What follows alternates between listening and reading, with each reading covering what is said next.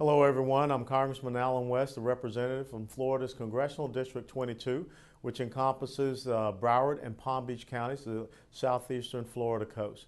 It truly is an honor to be here with TEL DC and with each and every one of you to share some thoughts, concerns, and where we are right now up here in Washington, D.C. I want to share some statistics with you that are really alarming and one of the main reasons why I'm up here in Washington, D.C.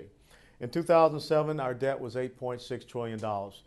Not just 2 years later, in 2009, it was 10.6 trillion, and now we're getting close to about 14.5 trillion.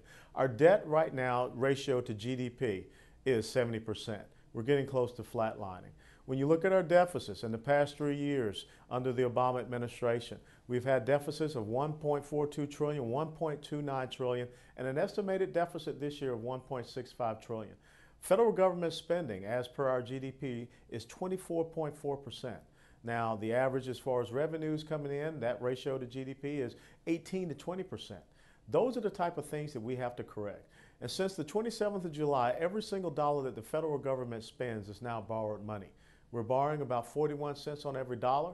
And out of the borrowing that we have, out of this debt that we have, 47% is owned by foreign countries, 27% by China. And that is why here in the House GOP, we are working hard, doing everything that we possibly can to come up with real viable solutions, real means by which we can cut federal government spending, but then also control spending as we go forward. Means by which we can make ourselves here in Washington, D.C. accountable for the situation that we have gotten ourselves into. And that is why when we had the blind debt ceiling raise for the president of $2.4 trillion, I voted no against that, as well as that being a bipartisan vote.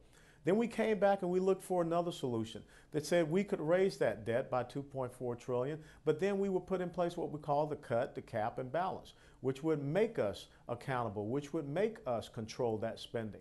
But of course, Harry Reid and the Senate Democrats, who have not passed a budget for 820 days, decided that they would just table it. So instead of sitting back and saying, we have sent you a plan and we're just going to wait this out, we came back and Speaker John Boehner has developed the Budget Control Act of 2011. Now, is that the 100% perfect plan? Absolutely not. But I believe it's a 70 to 75% plan that can make sure that we avert whatever type of crisis that supposedly will come on August the 2nd.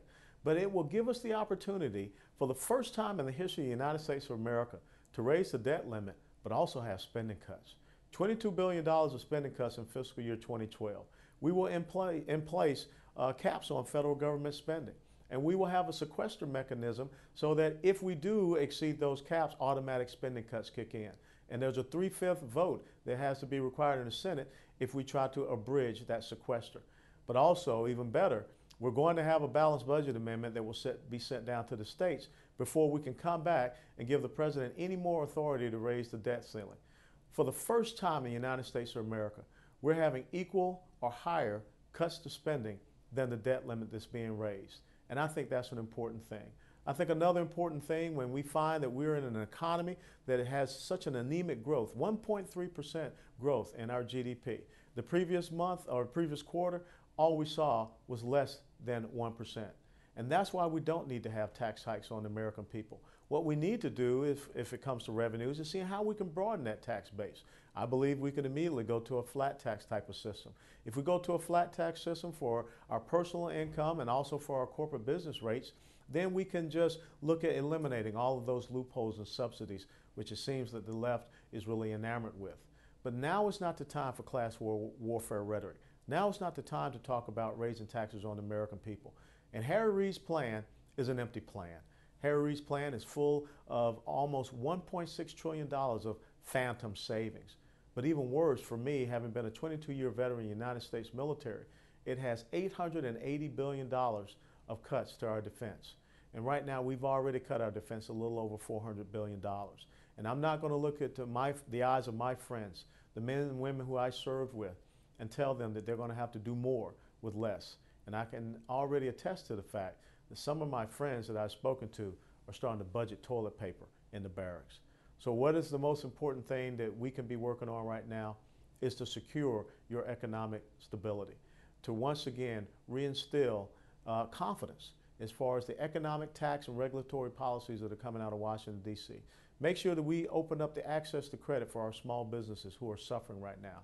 and also to provide certainty to you as far as what we are doing to give you a long-term vision as far as our fiscal security, but also for our national security. As I close, it is once again an honor and a privilege to have been selected by the people and the constituents of South Florida to be here to represent them, but also to be a voice for all Americans across this great nation, the greatest nation that the world has ever known. So God bless you all, God bless America, and thank you.